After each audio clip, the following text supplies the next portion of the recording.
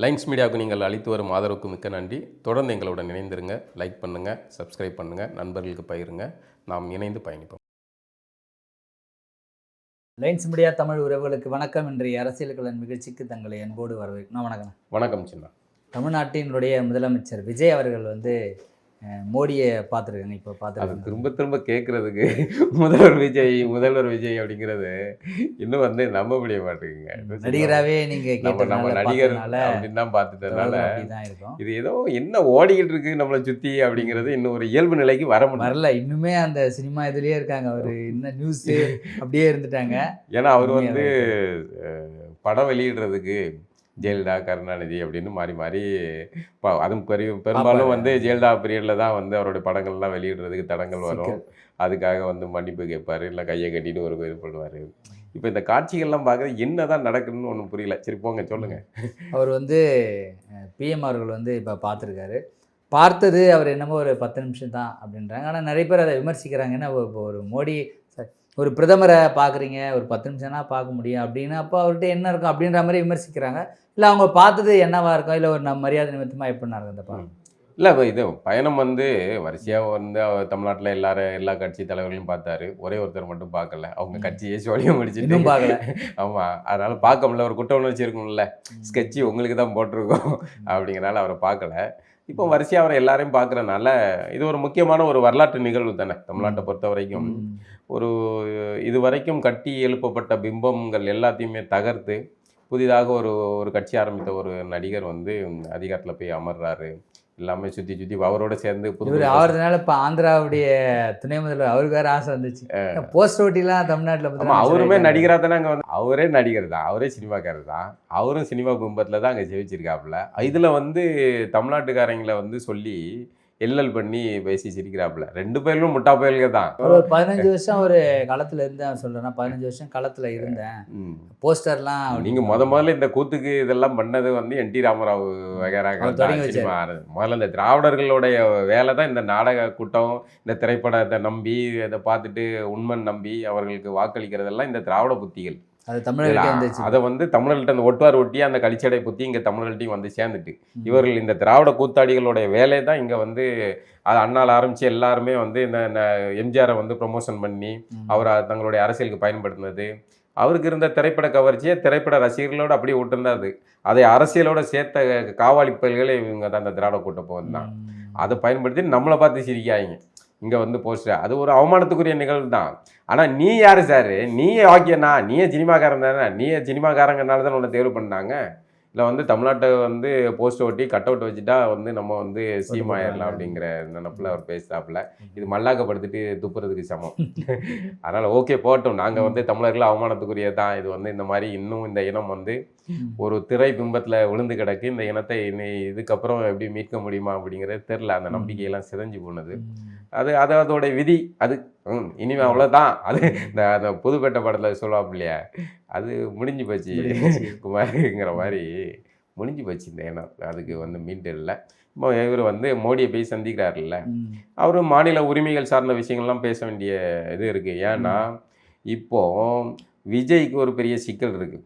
அவசரப்பட்டு ஆர்வ கோளாறுல காங்கிரஸுங்கிற ஒரு கழுதையை தூக்கி கூட்டணியில் சேர்த்து அதுக்கு அமைச்சரவையிலையும் பங்கு கொடுத்து இதன் மூலமாக டெல்லிக்காரங்க பிஜேபிக்காரங்க அவங்க ஒரு விளையாட்டு விளையாடுவாங்கல்ல. இப்போ இவர் தாய்மாமன் ஜீரில் ஆரம்பித்து ஏகப்பட்ட சீரு அறிவிச்சிருக்காப்புல. எங்கே போகிறது நிதி விதி? விஜய் குவிச்சு வச்சிருக்க சொத்துல இருந்து எடுத்து கொடுப்பாப்லையா? எங்கேருந்து எங்கே போகணும்? பணம் டெல்லிக்காரங்க பணம் கொடுக்கணும். ஏற்கனவே திமுக காரங்க முட்டி மோதி அங்கேயே கதற விட்டு இது பண்ணாங்க. அப்போது விஜயை அவர்கள் இது ஒரு மரியாதை நிமித்தமான சந்திப்பு தான். ஆனால் அடுத்தடுத்து சந்திப்புகள் இருக்குது. விஜயை பிஜேபி எந்த அளவுக்கு விடுது அப்படிங்கிறத பொறுத்துலாம் இருக்குது. அதை ஆட்சியை நிம்மதியாக பண்ண விடுவாங்களா அப்படிங்கிற ஒன்று இல்லை. பரவலாக விஜய் அவர்கள் ஆர்எஸ்எஸ் அந்த பிஜேபி அவர்கள் தான் கொண்டு வந்தாங்க, அதனால் இறக்கப்பட்ட ஆள் தான் அப்படின்னு நிறைய பேர் பரவலாக சொல்லியிருக்காங்க. இப்போ அவர் அப்படி இருக்கிறதுனால ஒரு இணக்கமாக இருந்தால் ஏதாவது நம்மளுக்கு தமிழ்நாட்டுக்கான ஏதாவது நலத்திட்டங்கள் கொண்டு வர்றதுக்கு இணக்கமாக இருக்கிறதுல தவறு இல்லையே அப்படின்ற மாதிரியும் சொல்கிறாங்க. இணக்கமா இருக்கிறது ஒன்றும் தவறு இல்லை, சண்டை போட்டுக்கிட்டே இருக்கணும் இல்லை, நமக்கு காரியம் முக்கியம், அது தவறு ஒன்றும் கிடையாது. ஆனால் அவர்கள் திணிக்கிற திட்டங்களை எல்லாம் இவர்கள் செயல்படுத்துவார்களா, இந்த இணக்கம் வந்து ஆபத்தான திட்டங்களுக்கெல்லாம் மண்டை ஆட்டுவாங்களா அப்படிங்கிற கேள்வி இருக்குல்ல, அது ஒரு சிக்கல் இருக்குல்ல. இப்போ மேகதாது பிரச்சனையில என்ன நிலைப்பாடு எடுக்க போறாங்க, காங்கிரஸுக்கு இங்க கூட்டணியில நீங்க பங்கு கொடுக்குறீங்க, அங்க காங்கிரஸ் ஆட்சியில் இருக்கு, கர்நாடகாவில் இருக்கு, என்ன நிலைப்பாடு எடுக்க போறீங்க, இப்படி பல சிக்கல்கள் இருக்கு. அது தவிர்த்துட்டு இப்போ நிறைய சட்டம் சார்ந்த சிக்கல்லாம் இருக்கு, மாநிலத்தோடைய உரிமை சார்ந்த விஷயங்கள் இருக்கு, இந்த பிஎம்ஸ்ரீ அந்த பள்ளிக்கூடத்தோடைய நிதி அந்த பிரச்சனை இருக்கு. இதெல்லாம் விஜய் எப்படி கையாள போறார் அப்படிங்கிறது இருக்கு. இந்த சாதகமான ஒரு தள்ளாட்டமான சூழலை பாஜக பயன்படுத்தும் அப்படிங்கிற ஒரு இது இருக்கு. அப்போ காங்கிரஸுங்கிற ஒன்றை உள்ள கொண்டு வரப்போய் விஜய்க்கு நிறைய சிக்கல் உருவாயிருக்கு. இப்போ காங்கிரஸ் வரல அப்படிங்கன்னா அதுக்கு மேலே என்ன பார்த்தா அதிமுக உடைச்சிங்கல்ல, உடைச்ச மாதிரி உடைச்சி சேர்த்து வச்சிருந்தா அது வேற. காங்கிரஸ் ஒரு இனப்பகை, நமக்கு அந்த கோணத்துல இருந்து பார்த்தா காங்கிரஸை தமிழ்நாட்டில் திரும்ப தலையெடுக்க விடக்கூடாது அப்படிங்கிற ஒரு இதுக்கு வாய்ப்பை வந்து விஜய் உருவாக்கியிருக்காரு அப்படிங்கிற ஒரு சிக்கல் இருக்கு. டெல்லி விசிட்டு நார்மலான ஒரு சந்திப்பு, மரியாதை நிமித்தமான ஒரு சந்திப்பு. இப்போ விஜய் வந்து ஆர்எஸ்எஸ் குழந்தை, அந்த குழந்தை இந்த குழந்தைன்னு சொன்ன விசிகா வாய்களுக்கு வந்து இப்போ விஜய் நல்லவர் அப்படின்னு உருட்ட வேண்டியிருக்கு. ஒரு விஜய் மோடியோட ஒரு நெருக்கம்னு பேச முடியாது. இப்போ விசிகா யாரும் சொல்ல வேண்டிய கட்டாயத்தில் இல்லை. இப்போ இதை சொல்றதெல்லாம் திமுக காரர் தான் சொல்றாங்க. அதைத்தான் சார் நீங்க சொன்னீங்களே, விசிகா காரருக்கு திமுக கூட ஒட்டி உறவாடிக்கிட்டு இருந்தாங்க. அப்ப ஏதாவது பேசும்போது கொஞ்சம் அடக்கமா பேசணும்ல. இப்போ நீங்க வந்து ஆட்சியில பங்கு அமைச்சரா போய் உட்காருவீங்கன்னு அன்னைக்கு தெரியல. இப்போ நீங்க சொன்ன வார்த்தைகள் தானே உங்களுக்கு எதிராக நிற்குது, அதே அவங்க பயன்படுத்துறாங்க. ஆமா, இப்போ விஜய் ஆர்எஸ்எஸ் குழந்தையா இல்லையா சார்? யார் குழந்தை? ஆர்எஸ்எஸ் பேர குழந்தையா ஆயிட்டாருன்னு சொல்லிட்டு பொன்னார் வேற வாழ்த்து அது வேற கிண்டல் பண்றாங்க. இப்படி ஒரு சிக்கல், இடியாப்ப சிக்கல்ல வந்து இருக்கு. ஒட்டுமொத்தமாக வந்து விஜயோடைய ஆட்சி எந்த அளவுக்கு போகும் அப்படிங்கிறது டெல்லியில இருக்கிறவர்களுடைய கையசைவு தான். இன்னொன்று நீங்க சொன்ன ஒரு கோணம் வந்து சரியானது. அதாவது தமிழ்நாட்டோடைய இந்த அரசியல் இதை வந்து மாற்ற வேண்டிய தேவை பிஜேபிக்கு இருக்கு. இப்போ இந்த விஜயோட வரவு பிஜேபிக்கு ஒரு வரப்பிரசாதம். தமிழர்களுக்கும் ஒரு தமிழ் தேசிய அரசியலுக்கும் ஒரு வாய்ப்பு இருக்கு. விஜயோட சொதப்பல்கள் மூலமாக தமிழ் தேசிய அரசியல் நாம் தமிழரோ சீமானும் இவர்களோ வந்து எந்த அளவுக்கு அரசியல் பண்றாங்க அப்படிங்கிற பொறுத்து அது நகரும். பாஜக ஒரு கோணத்தை எடுக்குது. இப்போ ஜோசப் விஜய் அவங்களுடைய அமைச்சரவையில் முக்கியமான இடங்கள் எல்லாமே வந்து கிறித்தவர்களுக்கு முக்கிய இடங்கள் கொடுக்குது. இப்போ என்ன ஆகும்னா, தமிழ்நாட்டில் பாஜக எங்கெல்லாம் வளரும்னா, அவன் எங்கெல்லாமே வந்து ஊடுருவுறாங்களோ அங்கெல்லாம் வந்து மதத்தை தான் முன்னிலைப்படுத்தி அவர்கள் அரசியல் செய்வாங்க. இந்தியா முழுக்க அப்படிதானே இருக்கு. இப்போ இங்கே வந்து திமுக இருந்தாலும் கூட திமுகவை வந்து கிறித்துவ இதுன்னு சொல்ல முடியாது. இப்போ விஜய் நேரடியாக கிறித்துவராக இருக்கிறதுனால எல்லா இடங்களிலுமே கிறித்தவர்களுடைய ஆதிக்கம் அப்படின்னு சொல்லி அண்ணாமலையை இறக்கி விடலாம், அண்ணாமலையை மீண்டும் வந்து கொண்டு வரலாம். அண்ணாமலை இப்போ பிஜேபி எதிர்க்கிறாரு, பிஜேபி எதிர்ப்பாரு. என்ன சூழ்நிலை எப்போ மாறலாம், ஒருவேளை அண்ணாமலையை கூட சேரலாம். எதுவுமே நடக்க முடியுமா? ஒன்னா நேற்று வரைக்கும் ஒன்று மணி டீயை குடிச்சிக்கிட்டு இருக்காங்க, மறுநாள் பார்த்தா டகால்னு தாவைக்கால போய் சேர்ந்துடுறாங்க. அப்படி எதுனாலும் நடக்கலாம். ஆனால் பாஜக இந்த சூழலை பயன்படுத்தும் அப்படிங்கிற அதுக்கு இப்ப வந்து இவர்கள் சிறுபான்மையினருடைய ஆதிக்கம், நம்ம அந்த வார்த்தை சொல்ல அவர்களுடைய மொழியில இருந்து சொல்றோம், கிறிஸ்தவர்களுடைய ஆதிக்கம் அப்படி இப்படின்னு அரசியல் பண்ணி பாருங்கள் எல்லா இடத்துலையும் அப்படின்னு இங்க வந்து ஒரு மதவெறி அரசியலை உருவாக்குறதுக்கு. ஆனா இப்படி அவங்க சொல்ற மாதிரி கிறிஸ்தவர்கள் தான் ஆதிக்கம், அவங்க தான் வந்து இப்போ அவங்க கட்டுப்பாட்டை தான் இருக்கு நம்ம எடுத்துக்குமே. அப்படி சொல்ல போனா இந்து அறநிலையத்துறை வந்து ஒரு இந்து அந்த அமைச்சர் அவர்கிட்ட தான் இருக்குது. மற்ற இருக்கிற அமைச்சர்கள் இருக்கிற 34 பேர்கிட்ட 30 பேர்கிட்ட வந்து இந்துக்களாக தான் இருக்காங்க. பெரும்பாலும் யாருக்கு சார் வேணும், நாங்க இப்படிதான் சொல்லுவோம், இப்படிதான் அரசியல் பண்ணுவோம் அப்படின்னு பண்ணாங்கன்னா என்ன பண்ணீங்க நீங்க? அப்போ பாஜகவும் அப்படி ஒரு அரசியல் பண்ணும், தமிழ்நாட்டில் வளர்றதுக்கான வாய்ப்பு இருக்கு. அந்த நான் சொன்னேன்ல, தமிழ்நாட்டில் அதிமுக திமுகங்கிற செட்டப்பை தகர்த்துட்டா இப்போ விஜயை வந்து எளிதாக தகர்க்க முடியும் அப்படிங்கிற. நம்ம வந்து ஹீரோ ஆகுன்றது ரெண்டாவது, முதல்ல இருக்கிற ஹீரோவை காலி பண்ணணும். புதுசா ஒரு பையனை கொண்டு வந்து இறக்கும், அந்த பையன் நம்ம எல்லாருமே புதுசு, நீயும் புதுசு நானும் புதுசு, நானும் பேசி அப்படின்ற மாதிரி ஒரு. இப்போ டெல்லியில பாத்தீங்கன்னா காங்கிரஸை வந்து காலி பண்றாங்க. அரவிந்த் கெஜ்ரிவால் ஊழல் எதிர்ப்பு, அந்த ஊழல் எதிர்ப்பு நாடகமே அண்ணாகாசர் நாடகமே பிஜேபியோட ஸ்கிரிப்ட். சரியா? பிஜேபி ஸ்கிரிப்ட்ல உருவானவர் தான் அரவிந்த் கெஜ்ரிவால். அரவிந்த் கெஜ்ரிவால் ஆமா கொண்டு வந்து உட்கார வைக்கிறாங்க. ஊழல் எதிர்ப்புன்னு 19 ஒரு இது எல்லாருக்கும் பிடித்தமான வார்த்தை கொண்டு வந்து உட்கார வச்சாங்க. இப்ப அரவிந்த் கெஜ்ரிவால கதற விடுறாங்கல்ல, கதற விட்டு கண்ணீர் விட வைக்கிறாங்கல்ல, முடிச்சுட்டாங்களே, சொல்லி முடிக்கிறாங்கல்ல. இதே யுக்தியை தான் இங்க பயன்படுத்துவாங்க அப்படிங்கிறது. இந்த செட்டப் தகருது இல்ல. இப்போ பிளான் ஏ பிளான் பி. ஆமா, பிளான் ஏ வந்து ஸ்ட்ரைட்டா உள்ள வர்றது. ஆமா, இது பிளான் பி. நீ அப்படி வர்றியா? அத மாதிரி ஒரு காய் நகர்த்தல் நடக்கலாம். யாருக்கு தமிழ்நாட்டுல லாபமோ இல்லையோ பிஜேபிக்கு தான் மிகப்பெரிய லாபம். பெரிய அந்த ஸ்ட்ரக்சரை அவங்க உடைச்சிருக்காங்க உடைச்சிருக்காங்க. ஆனாலும் வந்து அதை நம்ம பாராட்டி சொல்ல முடியல. ரொம்ப ரொம்ப துயரமா இருக்கு. தமிழர்கள், அறிவார்ந்தவர்கள், அறிவு பிள்ளைகள், அறிவு சமூகம், வந்து இந்தி திணிப்புக்கு எதிராக கொந்தளித்தவர்கள், போராடியவர்கள், உயிர் நீத்தவர்கள் அப்படின்லாம் வந்து பெருமையா பேசுற வரலாறுகள் இருந்தது. அப்படி வரலாறு இருந்தது. முன்னொரு காலத்தில் இங்கு டைனோசர் என்ற ஒரு உயிரினம் வாழ்ந்தது அப்படின்னு சொல்ற மாதிரி முன்னொரு காலத்தில் இங்கள் அறிவார்ந்த ஒரு தமிழ் இனம் வாழ்ந்தது. அந்த இனம் வந்து இப்போ வந்து மாயமா மறைஞ்சிடுச்சு அப்படின்னு தான் சொல்லணும். நீங்கள் அடிக்கடி சொல்லுவீங்க தமிழ்நாட்டு அரசியலில் வந்து தேர்தல் அரசியல் வந்து ஒரு தனி ஒரு பாடம் மாதிரி. அந்த தேர்தல் அரசியலுக்குள்ளே யார் வந்தாலும் அவங்க எந்த நிலைமையும் எடுப்பாங்க, எக்ஸ்ட்ரீம் லெவலுக்கு போவாங்க அப்படின்வாங்க. அந்த மாதிரி தமிழ்நாட்டில் ஒன்று மண்ணுமா இருந்த திமுக, விசிக இந்த 2 பேர் வந்து கொள்கை கூட்டணி, நம்மளை பிரிக்க பார்க்குறாங்க, நம்மளை உடைக்க பார்க்குறாங்க, அதெல்லாம் ஒன்றும் முடியாது அப்படின்னு இருந்த விசிக, திமுக 2 பேரும் பெரம்பலூர் மாவட்டம் குன்னத்தில் 2 பேரும் மாற்றி அடிச்சுக்கின்னு, கல்லை வாரி அடிச்சுக்கின்னு உருள்றதை இன்னைக்கு வெளியில இருந்து வேடிக்கை எல்லாருமே அருமையாக பார்க்குறாங்க. இதுதான் நாங்கள் எதிர்பார்த்தோம். இந்த 2 பேருடைய மோதல் நீங்கள் எப்படி பார்க்குறீங்க? இந்த மோதலில் வந்து நம்ம வந்து 2026 தேர்தலில் நம்ம ஒரு முன்னுணர்தலாக எழுதியிருந்தேன். திமுக கூட்டணியிலிருந்து விசிக வெளியேறும் அப்படின்னு எழுதியிருந்தேன். அது பார்டர் வரை, ஆனால் அது இப்போ பின், ஆமாம், அது பார்டர் வரைக்கும் போச்சு. தாவேக்கா கூட தான் போகிறதுக்கான வேலை நடந்துச்சு.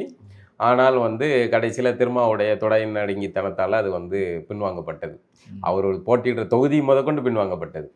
இப்போ அதில் போட்டிட்டு இருந்தாருன்னா இப்போ அவர் வந்து உள்ள ஒரு பொறுப்பில் போய் உட்கார்ந்து சரியா சொல்லியிருக்காருல்ல, என்ன கழிச்சிட்டாரு, களம் மாற போகணும்னு சொன்னாரு.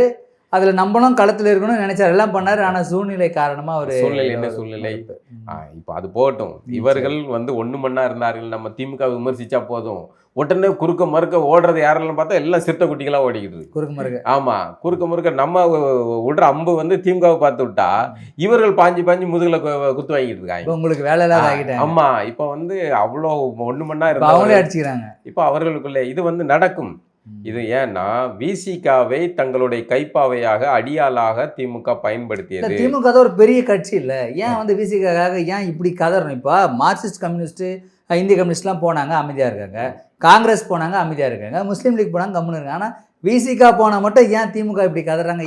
ஏன்னா உங்களுக்கு களத்தில் வேலை பார்க்கக்கூடியது விசிகா தான். களம் வந்து அவர்கள் வாக்கு வங்கி பெரும்பான்மையாக இருக்கு. மற்ற நீங்கள் காங்கிரஸ், மற்ற கம்யூனிஸ்டுகள்லாம் இல்லை, இவர்கள் தான் பெரும்பான்மை. அதோட சேர்த்து திமுகவுக்கு ஒன்றுன்னா இவர்கள் தான் முன்னாடி இருப்பாங்க. இப்போ பாஜக எதிர்க்குன்னா திமுக போராட்டம் நடக்காது. தம்பி திருமாவளவன் ஒரு போராட்டம் நடத்துங்க, ஒன்றா இவர் மனுஸ்மிருதி 11ஆம் பக்கம் 26ஆம் பக்கம்னு இவர் ஆரம்பிச்சுட்டு ஒரு போராட்டத்தை நடத்துவார். இப்படி வந்து கருத்தியல் ரீதியாக இயங்கிய ஒரு கூட்டம்ல அரசியல் இயக்கம். அப்போ அவர்கள் வெளியே போறாங்க அப்படிங்கும்போது இன்னொன்று, நேற்று வரைக்கும் நமக்கு அடிமையாக இருந்தவன், நம்ம சொல் பேச்சு இருந்தேன், அதான் அந்த மனநிலை, அந்த பண்ணையார் மனநிலை. இப்போ இன்னைக்கு இவர்கள் வந்து அதிகாரத்தில் போய் உட்காந்து வேலை செய்யறதுக்கு இப்போ என்ன சிக்கல்னா, உதாரணத்துக்கு எடுத்துக்கிட்டோமே, இப்போ விஜயோட ஆட்சியில் அமைச்சரவையில் பங்கு வாங்கிட்டாங்க. இது நாள் வரைக்கும் நீங்க அந்த கோட்டையில் நுழைய முடியாது. அரசு அதிகார பதவியில் இல்லை. நீங்கள் வந்து வாக்கு போடுங்க, ஓட்டு போடுங்க, சீட்டு வாங்க, பெட்டி வாங்க, ஸ்வீட் பாக்ஸ் வாங்க, போங்க, அதோட முடிஞ்சுக்க. ஆனால் நாற்காலியில் உட்கார வைக்க மாட்டான்னு திமுக மெதப்பில் இருந்தது, அதிகார மையத்தில் இருந்தது. அதிமுக அப்படிதான் இருந்துச்சு. இப்போ எல்லாத்தையும் தகர்த்து முடிச்சாச்சு. இல்லை, விஜய் வந்து ஒரு முன்னுதாரணத்தை உருவாக்கிட்டாப்ல. அடுத்து நாளைக்கே விஜய் தோத்து போறாரு, திமுக வருது, எல்லாரும் இதே கேட்பாங்க. ஆமா, ஆட்சியில் பங்கு டீல் அதானே நடக்கும். இப்போ இது வந்து திமுகவுக்கு ஒரு மிகப்பெரிய அதிர்ச்சி. இந்த தேர்தல் முடிவுங்கிறது மிகப்பெரிய அதிர்ச்சி. அதுவும் விஜய் கொடுத்த இந்த வாய்ப்புகள்லாம் இருக்குல்ல, சீட்டு கூட பிரச்சனை இல்லை, எம்எல்ஏ கூட வரட்டும், ஆட்சியில பங்கு கொடுக்கக்கூடாது. இப்போ ஆட்சியில 2 சீட்டுக்கு சார், 2 சீட்டுக்கு ஆட்சியில பங்கு. இதை வச்சு அவங்க அடுத்த முறை பேசுவாங்க, எல்லாம் பேசுவாங்கல்ல. இனிமே வந்து திமுக பேச போறது இல்லை, அவங்க பேச போறாங்க. தோக்குற கட்சி, தோக்குற அணியில போய் திமுக தனித்து விடப்பட்டது. திமுக கூட்டணி 2026 உடையும். புதிய கூட்டணி அமைக்க போறான்னு சொல்லுங்க. புதிய கூட்டணி பாஜக கூட தான் கூட்டணி இல்லன்னா திமுக கூட்டணி ஏற்கனவே பேசினுக்கிறாங்க. தம்பி லயலாமணி சொன்ன மாதிரி நீங்க எல்லாரும் சிரிச்சீங்க. ஆமா பாருங்க, இப்போ பாருங்க, அதான் நடந்திருக்கு, பேச்சுவார்த்தை நடந்திருக்கு. அதான் திரும்பவும் ஒப்புதல் கொடுத்திருக்காரு. நாம இஸ்லாமிய அமைப்பு சகோதரர் ஆதரவு சொல்லியிருக்காரு, வந்து இடதுசாரிகள்னு சொல்லியிருக்காங்க. இதெல்லாம் எங்கிட்ட இப்படி வந்துச்சு, இப்படி ஒரு முயற்சி நடக்குது. ஆமா, அப்போ என்ன இது? அப்போ நீங்க திமுகவும் அதிமுகவும் ஒன்று சேருது விஜய்க்கு எதிராக அப்படின்னா நடந்து போச்சு. தமிழ்நாட்டோடைய அரசியலே அதிமுக திமுகங்கிற பரம எதிரிங்க, அதையே ஒன்று சேர்க்குறது. அப்போ நாளைக்கு நீங்கள் புதிய கூட்டணினா திமுகவும் அதிமுகவும் கூட்டணி, இதுதான் இனிமே. கூட்டணி வச்சுட்டு விஜய் இப்பயே எதிர்ப்பார்கள். கூப்பிடுறாங்க நிறைய பேர் சமூக வலைதளத்துல வந்து திமுக காரங்க இப்ப மாதிரி இந்த மாதிரியான விஜய் போன்றவர்கள் வந்து ஒழிக்கணும்னா அதிமுக நீங்களும் வந்து எங்க கூட சேரணும் அப்படின்னு இப்பவே ஏன்னா இப்ப அதிமுகவுக்கும் வந்து எடப்பாடிக்கும் எதிரி விஜய் தான். கட்சி உடைக்காப்புல உள்ள இருக்க எல்லா ஆள்களையும் தூக்கி முடிக்கிறாப்புல. அப்படிங்கும்போது எதிரிக்கு எதிரி நண்பன் அப்படிங்கிற அடிப்படையில 2 பேரும் ஒண்ணு சேரலாம். என்ன நடக்கலாம் தமிழ்நாட்டோட அரசியல்ல. இப்போ திமுகவுக்கு என்ன பிரச்சனைனா விஜய் அவர்கள் வந்து முதலமைச்சரா வந்து பிரச்சனையே கிடையாது இப்போதைக்கு. சரி 5 வருஷம் போ அடுத்த முறை பார்த்துக்கலாம். இப்போ விசிகா தேவையில்ல நம்மளேருந்து வெளியே போயிட்டு அவங்களும் ஒரு அமைச்சர் ஆயிட்டாங்களே. இப்போ அதுதான் உங்களுக்கு பிரச்சனை. இப்போ அடுத்த முறை யார் நமக்கு வேலை செய்யறது, யார் வாக்கு வாங்கி கொடுக்குறது? நேற்று வரைக்கும் நம்ம வயலில் வேலை பார்த்துக்கிட்டு இருந்தப்ப இன்னைக்கு வந்து கவர்மெண்ட் வேலை கிடைச்ச உடனே புல்லட்டில் போடுறான், ஜீன்ஸ் பேண்ட் போட்டு கூலிங் கிளாஸ் போட்டு போகிறான். அப்படிங்கும்போது இதனால் வரைக்கும் வேலை கொடுத்த ஓனருக்கு வந்து ஒரு எரிச்சல் வரும்ல, அந்த மனநிலை தான் திமுகவுக்கு. இப்போ வந்து ஆராசாவுக்கு எதிர்ப்பு, விசிகாவுக்கும் உங்களுக்கும் மோதல் நடந்திருக்கு. சட்டம் ஒழுங்கு பிரச்சனை இது. இப்போ சட்டம் ஒழுங்கு பிரச்சனை விஜய்க்கு வந்து இவர்களால் சிக்கல் வருது. இவர்கள் உருவாக்குற இந்த சட்டம் ஒழுங்கு பிரச்சனையால் ஆட்சியில் பங்கு கொடுத்த விஜய்க்கு இது ஒரு சிக்கல் தான். இப்போ ஆட்சியில் இருக்கிறோங்கிற அதிகாரத்தில் ஏற்கனவே வந்து ஆடியவர்கள் தான் இவர்கள். அதான் கூட்டணியில் இருந்தோம் அப்படிங்கிறதுனால இப்போ வந்து ஆட்சியிலேயே பங்குல இருக்கிறாங்க. அப்படிங்கும்போது விஜய்க்கு இதெல்லாம் வந்து ஒரு ப்ளஸ் பாயிண்ட் தானே அவருக்கு. விஜய் அவருக்கு அவர் வலுவா இருக்கணும். ப்ளஸ் பாயிண்ட் தான். நீங்கள் சட்டம் ஒழுங்கு பிரச்சனை தால எல்லாம் முந்தி மாதிரி கிடையாது, எல்லாம் சமூக வலைதளங்களில் வருது பார்க்குறாங்க. அப்போ வந்து பொது தளத்தில் அதிருப்தி உருவாதானே செய்யும். இவர்களுக்கு வந்து விசிகாவுக்கு ஓட்டு போடல, தாவேகாவுக்கு தான் வந்து விஜய் ரசிகர்கள் ஓட்டு போட்டிருக்காங்க. இப்போ விசிகாவை கொண்டு வந்து நீங்கள் விசிகாவை ஒருவேளை விஜய் கூட கூட்டணியில் சேர்ந்துருந்தாருன்னா விசிகா பிடிக்காம கூட இருந்திருக்கலாம், மக்கள் ஓட்டு போடாமல் கூட இருந்திருக்கலாம், போடவும் செஞ்சுருக்கலாம். நம்ம லாம் தான். அப்போ வந்து இப்போ விசிகாங்கிறத உள்ளே கொண்டு வந்து நீங்கள் சேர்க்குறீங்க. அப்போ விஜய் மீதான நம்பகத்தன்மை அவருக்கு வாக்களித்தவர்களுக்கு இதை குறையும்ல. அது மாதிரியான நிறைய சிக்கல் இருக்கு. எப்படியோ வந்து திமுகவுடைய விஜய் முன்னாடி நீங்க இப்ப சொல்ற மாதிரி விஜய் முன்னாடியே வந்து கூட்டணிக்கு திருமாவளவன் மட்டும் தான் அழைச்சிருந்தாரு. அப்பவே அவருடைய ஐடியா அவர்கிட்ட வந்து என்னன்னா விஜயோடைய பெரும்பான்மை வாக்கு வங்கி வந்து விசிகாவிட்ட இருந்து அள்ளினதுதான். ஸோ அங்கிருந்து வரப்போற வாக்கு எப்படி நீங்க விசிகாவுடைய வாக்கு தான் வாங்கிச்சு நீங்க எப்படி சொல்லுங்க? அங்க இருந்தா பெரிய பெரும்பாலான கூட்டம் எடுத்துக்கோ. நீங்க சொல்ற மாதிரி நீங்க எடுத்துக்காங்க. இல்ல நீங்க சொல்ற மாதிரி எடுத்துக்குவோம். விசிகாவுடைய வாக்கு தான் அதிகமா வாங்கியிருக்கு அப்படின்னா நாம் தமிழர்கிட்ட 8% 4% வந்துச்சு. அது என்ன வாக்கு? அதுனா நீங்க சொல்ற விசிகா வாக்கா இல்ல அதிமுகல இருந்து பொதுவான வாக்கு? பொதுவான வாக்கு. அது எப்படி பொதுவான வாக்கு வந்துரும்? பொதுவான வாக்கு. அப்ப நாம் தமிழருக்கு யாரும் வந்து நாம் தமிழருடைய வாக்கு 4% இருக்கு. இப்ப விசிகாவுடைய வாக்கு சதவீதம் என்ன சொல்லுங்களேன்? விசிகா கூட்டணி கட்சியோட இருந்து தான் வந்து வாக்கு சதவீதத்தை நிரூபித்திருக்கோம் இல்லையா?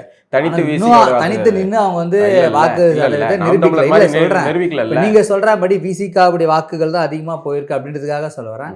அப்ப நாம் தமிழ் இருந்த வாக்கு 4% குறைஞ்சிருக்குது, அதிமுக இருந்து குறைஞ்சிருக்குது, திமுக இருந்து பெரும்பான்மை வாக்கு குறைஞ்சிருக்குது.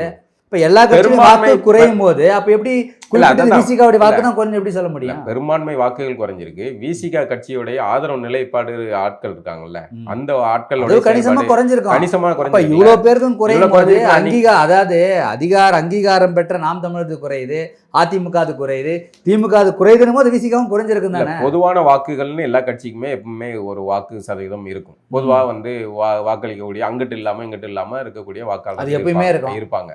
நிரந்தர வாக்கு வங்கின்னு ஒரு செட் இருக்கும். இப்ப நமக்கு வந்து நாம் தமிழருடைய இந்த தேர்தல் முடிவின்படி நாம் தமிழருடைய மொத்த வாக்கு வங்கி இந்த 4% தான். இது வந்து இதுக்கு மேல கூடுனா உண்டு. இந்த 4%க்கு மேல வந்த இந்த 8%ங்கிறது கூடுதலா இருந்த 4%ங்கிறது அது அந்த சமயம் நாடாளுமன்ற தேர்தலில் அதுக்கும் சமயத்துக்கு சமயம் மாறக்கூடிய வாய்ப்பு இருக்கு. ஆனால் ஒரு பெரும்பான்மையான சமூக வாக்குகள் மாறுது, இடம்பெயருது அப்படின்னு கணிக்கும் போது பெருவாரியாக வந்து கடந்த திமுக ஆட்சியில பறையர் சமூகங்கள் வந்து பெரிய அளவில் பாதிக்கப்பட்டிருந்தாங்க. வேங்க வெயில் ஆரம்பிச்சு நிறைய இதுல வந்து திமுக அந்த தூய்மை பணியாளர் போராட்டம் அது மக்கள் வாக்கு தான் வெற்றி தோல்வியை நிர்ணயித்த வாக்கு சதவீதம் அதுவாக தான் இருக்கு. அதனால அது பெருவாரியா விசிகாவுக்கு உள்ளக்கூடிய வாக்கு வைங்க. விசிகா தான் மொத்த வாக்குகளை கொண்டு போய் திமுக வந்து சேர்க்குது. இப்போ அதுக்காக தான் விசிகாங்கிற ஒரே கட்சியை உருவாக்குறாங்க. தனித்த கட்சியா மற்ற வேற கட்சிகள் கிளை கட்சிகள்லாம் இருக்கக்கூடாதுன்னு பார்த்துக்கிட்டாங்க. அப்போ இந்த வாக்குகள் எல்லாம் இன்னைக்கு வந்து பெருவாரியா ரசிக மணல்ல விஜய்க்கு போகுது. அப்போ அந்த விசிகாவுடைய வாக்குகளும் போகுது அப்படிங்கிறது அதோடைய கணக்கு. இது ஏதோ ஒரு வகையில விசிகா முன்னாடியே தாவேகாவுக்கு எல்லா வித மக்களும் எல்லா தரப்பு மக்களும் இருக்காங்க. அதைத்தான் சொல்ல ஐடி கம்பெனியில் வேலை பார்க்குறவங்க ஆரம்பிச்சு அரசு ஊழியர் தலைமைச் செயலாளர் எல்லாரும் தான் வந்து ரசிகர் மணலில் குத்திட்டாங்களே. அதான் அறிவார்ந்த அந்த தமிழ் சமூகமே வந்து திரை பிம்பத்தில் விழுந்து போச்சே. அதான் கண்ணு முன்னாடி பார்த்தோமே. நம்ம இதில் வந்து தனித்து இந்த சமூகம் தான் அந்த சமூகம் தான் அப்படின்னு நம்ம அதை குறிப்பிட சொல்ல. பெரும்பான்மையாக ஒரு இதில் ஒப்பிடும்போது பெரும்பான்மையாக இந்த வாக்குகள் பண்ணியிருக்கு. அது திமுக மீதான அதிருப்தி, அட்டவணை பிரிவு சமூக மக்கள் மீது வந்து திமுக செய்த வந்து வஞ்சகம், நய வஞ்சகம், அட்டூழியம், அது வந்து அவர்களுக்கு எதிர்வினையா மாறி இருக்கு. ஆனா நீங்க இவ்வளவு பெரிய குற்றச்சாட்டை திமுக மேல வைக்கிறீங்க. ஆனா திமுக எவ்வளவு பெரிய விஷயத்த சொல்றாங்க தெரியுமா? ரீல்ஸ் நம்ம ஒழுங்கா போடல, ரீல்ஸ் போடுறது நம்ம ஈஸியா ஜெயிச்சிடலாம் அப்படிங்களாங்க. ரீல்ஸ் தான் இப்போ அவர்களுக்கு வந்து ரீல்ஸ் போடல. இப்போ இனிமே வந்து ரீல்ஸுக்கு ஆட்களை பிடிப்போம். ஏற்கனவே அதெல்லாம் செஞ்சாங்க தானே அவங்க. அவர்கள் போடாததா அந்த கரூர்ல 1,00,000 ஷேர்கள் போட்டு 1,00,000 பேர் கூட்டத்தை தாண்டி ஷேர் போடுறது என்ன, இன்ஃப்ளூயன்ஸ் மீட்டிங் என்ன, அப்புறம் எல்லாத்தையும் செஞ்சீங்க. பெண் டீம் வச்சு, பெண் டீம் வேற இருக்கு, ஊடகங்களை மிரட்டினீங்க. அப்பா இந்த இதுல விஜயோட வெற்றியில இந்த விஷயங்கள்லாம் வந்து ஒரு பாசிட்டிவானது. ஃபோன் பண்ணி இன்னைக்கு என்ன டிபேட் நீங்கள் நடத்தணும் அப்படின்னு வாட்ஸ்அப்பில் எடிட்டர்களுக்கு, தொலைக்காட்சி எடிட்டர்களுக்கு அனுப்புகிறாங்க தலைப்பு. ஆனால் உங்களையே ஓட விட்டுருக்காரு. அவ்வளோ ஆதிக்கத்தில் இருந்திருக்காங்க. இப்போ அதை வந்து அந்த ஆதிக்கத்தை உடைத்த வகையில் விஜய் வந்து ஒரு வகையில் பாராட்டல் தான். இந்த இக்கட்டான சூழ்நிலையில் வந்து அனிதா ராதாகிருஷ்ணன் எம்எல்ஏ அவர்கள் வந்து சீமான் அவர்களுக்கு வந்து தாய்மாமன் சீர் கொடுத்துருக்கார். சீமான் அவர்களை சந்திச்சிருக்கார். சீமான் அவர்கள் வீட்டின் வாசலில் வெளியே இருந்து அவரை வந்து வரவேற்றிருக்காரு. இது ஒரு பேசுபொருளாக இருக்குது. என்ன காரணையா 2 பேரும் திடீர்னு சந்திக்கிறாங்கன்னு சொல்றாங்க. இல்லை, இது வந்து ஒரு ஆரோக்கியமான ஒரு சந்திப்பு தானே. ஒரு இவ்வளோ நாள் இல்லாமல் இப்போ தானே குழந்தை பிறந்திருக்கு. சரி, குழந்தை பிறந்திருக்கு. அதுக்கு வந்து தாய்மாமன் சீராக வந்து அவர் வந்து ஒரு முறை செய்யணும். வெளியில இவ்வளோ காட்டமா சீமான் அவர்களை வந்து விமர்சிக்கிறாரு. திமுக இவ்வளோ இதுவாக திமுக விமர்சிக்கிறதுனால இப்போ நாம் தமிழர் பிள்ளைகளும் இப்படிதான் விமர்சிக்கிறாங்க. ஆனா உள்விதத்துல இவங்க எல்லாம் ஒன்னா இருக்காங்களோ அப்படின்னு ஒரு எண்ணம். அதாவது திமுகவில் இருக்கிறவனும் தமிழன் தானே இருக்கான்ல. விவரம் தெரியாம தமிழர்கள் இருக்காங்களா? தமிழர்களும் இருக்காங்க, தமிழர்களும் இருக்காங்க, பிற மொழியினரும் இருக்காங்க. அதுக்காக வந்து நீங்கள் வந்து இன்னைக்கு எடுத்துக்கிட்டிங்கன்னா கிறிஸ்தவ மதத்தை ஒரே குடும்ப தென்பகுதியில் பெறுவார். இப்போ வட மாவட்டங்கள் எப்படின்னு தெரியல.